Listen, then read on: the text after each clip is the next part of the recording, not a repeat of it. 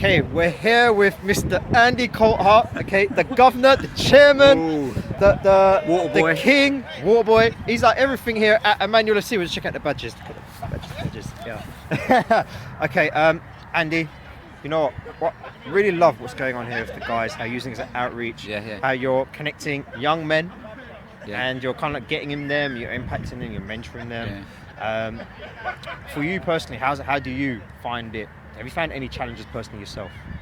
In mentoring the guys? Well, just the whole football ministry element. Yeah, to be honest with you, I've not really done football before. I've led a worship department. I've led music through the churches, and so it's a little bit of a different challenge. But in some ways, it's still about dealing with people. And I think that our saying of belong and believe has been an anchor to me more than anything else. Because I think, first of all, we just need to get guys to belong to something. And as Joel said, he said, if you do something that's good, everybody wants to belong and no one wants to leave. So if you can create a nice environment, even tonight, look at it, it's a bit of a cold night, it's first night after New Year, everybody's running to get here. And that means that the environment's good.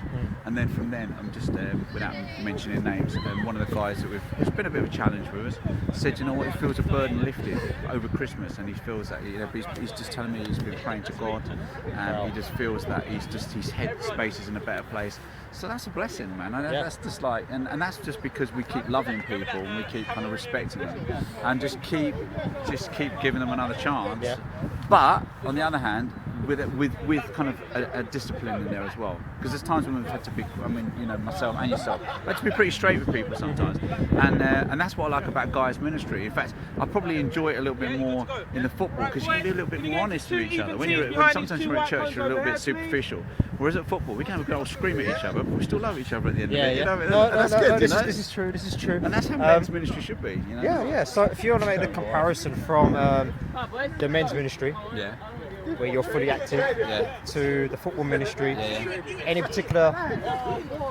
comparisons that you can see, or anything that you can take out from either that you can use to enhance the other? I think what's great about football is that whether you speak English, whether you're a Christian or a non-Christian, football is the common denominator. So straight away you can communicate with somebody through football. And so when it's just general men's ministry, there's lots of stuff going on. Where it's football, you straight away, if someone come over here tonight and said, "Oh, can I join you?" There wouldn't be a problem in saying, "Yeah, come on board."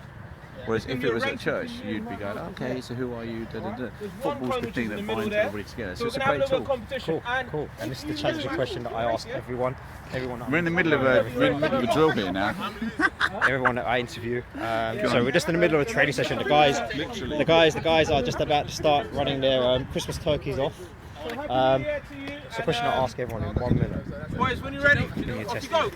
Okay, so I was brought up in a Christian home. My dad's a pastor, and sometimes I kind of look back on my life and think, do you know what, I really did too much wrong to have that testimony that's a big transformation. And then somebody once said, he goes, yeah, but in some ways, because you didn't have to endure that, that's surely a greater testimony that you didn't have to go through some of this stuff. So I've got no earthquakes to move and go, oh, I used to be a drug dealer, I used to be that.